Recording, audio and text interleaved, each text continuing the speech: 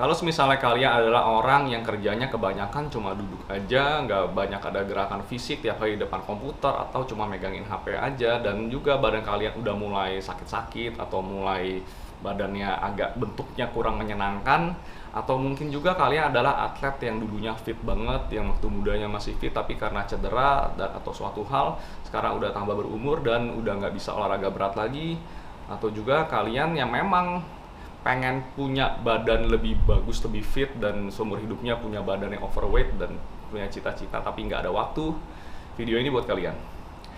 Jadi tujuannya video ini adalah gue ingin sharing cara-cara yang gue lakukan ya pada dasarnya waktu gue dulu itu overweight. Jadi badan gue itu dulu nggak menyenangkan banget, gue itu pernah sampai 85 kilo, itu badan gue besar banget, dan gue tadinya demen banget main futsal, tapi gara-gara cedera di futsal dan kata tukang urut alias singse gue dibilang harus operasi kalau cedera lagi alias engkel lagi. Jadi gue mulai cari-cari olahraga yang lebih ringan atau nggak terlalu high impact, dan gue mencoba olahraga-olahraga simple sederhana aja pas start dari rumah.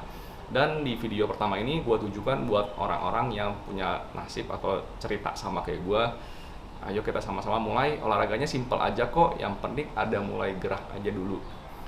Kalau menurut gue sih banyak pasti yang beranggapan, oh makin berumur udah pasti kan makin, atau mungkin udah punya anak gitu, itu pasti lebih gak sehat, badannya makin melar gitu.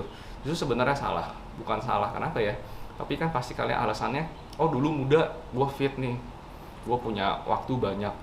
Tapi justru salah, waktu kita baru lahir atau masih muda itu hampir nggak mungkin ada sakit penyakit berat lah, kita justru malah sehat banget.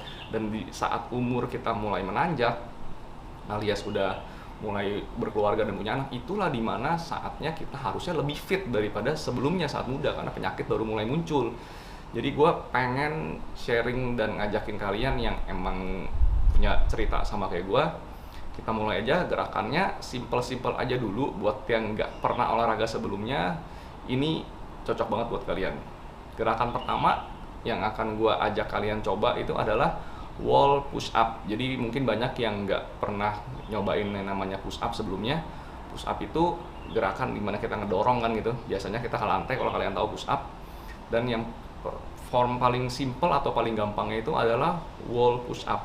Jadi kita cukup pegang tembok di samping kita, kita berdiri dan kita dorong badan kita sampai kepalanya hampir nyentuh dan tangan kita membentuk siku ya, ini sikunya. Ini gerakan seperti ini bagus banget melatih dada kalian dan juga tangan, tentunya tricep, ada sedikit ke shoulder juga. Ya ada gerak-gerak gitu. Kita lakukan gerakan ini 50 kali dalam satu set, dan kita lakukan ini total 3 set.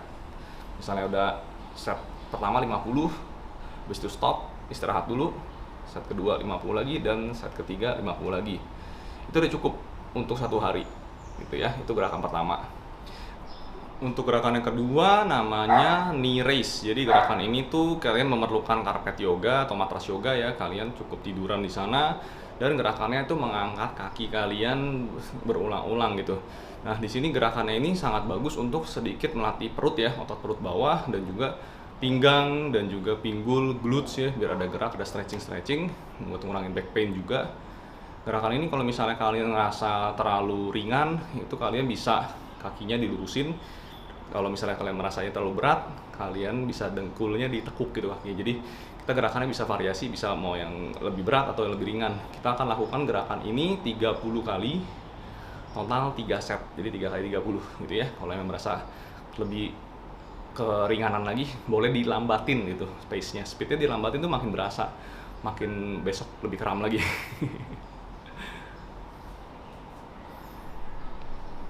Kalau gerakan yang ketiga di sini adalah gerakan squat.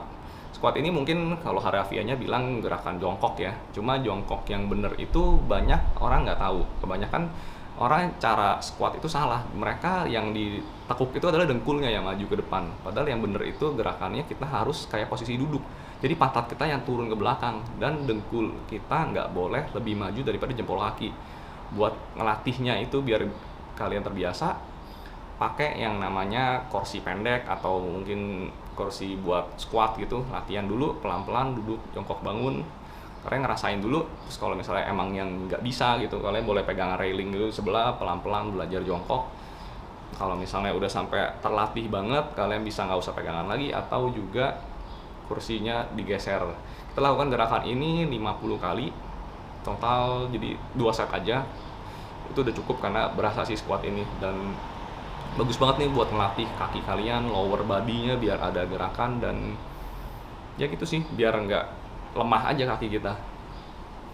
Buat gerakan yang ketiga itu gua akan menyarankan kalian namanya half bridge. Gerakan half bridge ini kalian perlu matras yoga lagi, dan ini bagus juga untuk ngelatih pinggul dan paha.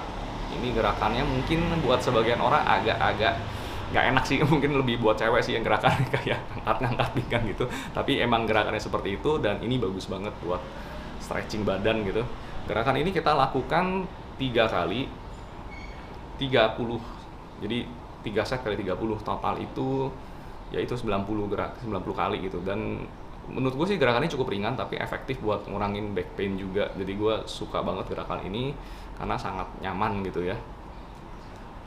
Kalau yang terakhir, gerakan yang kelima, gue mungkin sarankan kalian adalah namanya gerakan vertical pull.